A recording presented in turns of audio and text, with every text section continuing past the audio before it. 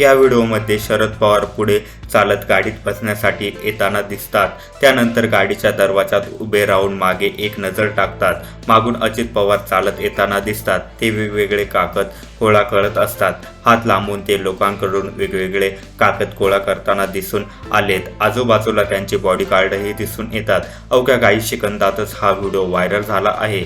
शरद पवार पुढे, अजित पवार मागे आणि लोकांचे कागद गोळा करतानाचा हा व्हिडिओ आता चर्चेत आला आहे। हा व्हिडिओ बारामतीतील असल्याचा दावा केला जात आहे। पहा व्हिडिओ।